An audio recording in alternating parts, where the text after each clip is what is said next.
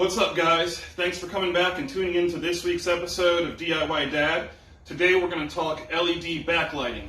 So I have a project I did in my kitchen. I installed some LED backlighting. I think it looks really cool. It really ups the appearance of everything, and it's really easy to do, so I'm going to show you how to do it.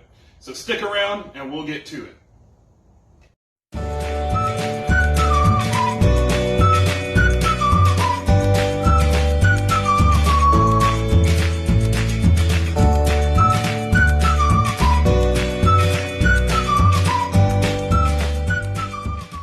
I just want to show you guys what you're going to need to do this project. There's not that much that you need.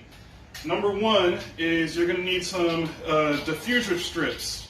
Now these are diffuser strips that the LED lights actually go inside of this metal piece here, and you put the little diffuser on top of it to diffuse the light. And there's little brackets that clip onto this, so when you mount it to your cabinets or wherever you're going to mount it, it just clips right up in there. So that's the first thing that you need.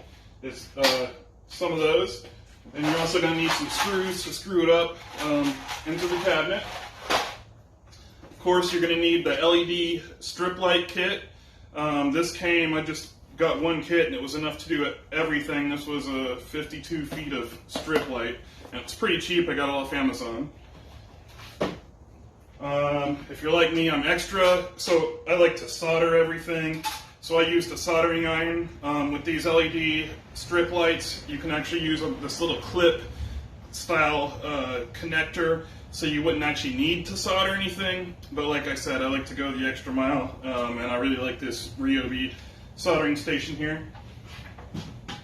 And you'll need a impact driver just for the screws. And then last but not least, you'll need a hacksaw or some kind of cutting tool to cut the diffuser strips to the correct lengths.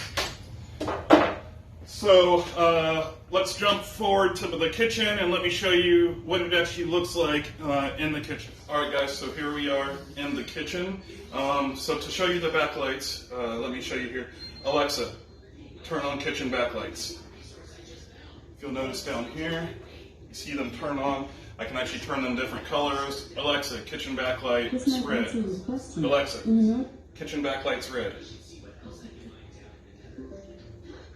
You see, and these are controlled by my smart home, so it makes things a lot easier. I'll show you some shots here in a second of what they look at night. Alexa, kitchen backlights white.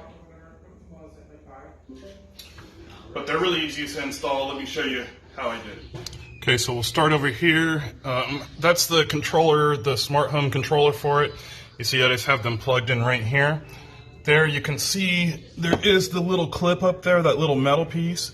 That's how they clip in. But you see how that they look. And then whenever I had a new connection, I would just run the wire behind and basically just resolder it and do the same thing. And that's how I ran them. The installation was really easy.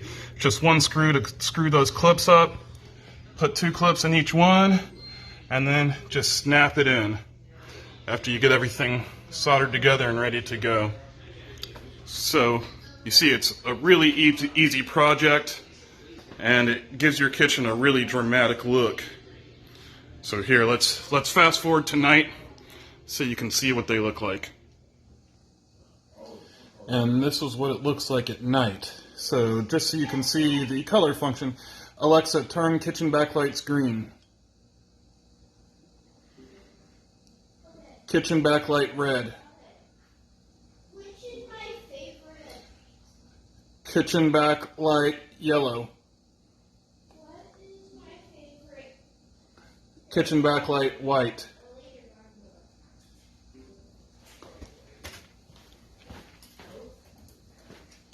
So there you go. You see how it looks even at night.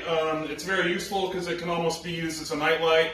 I have a routine set up to where when I say good night to my smart home, it actually dims that light down to like 5% and stays like that until 6:30 in the morning until we get up.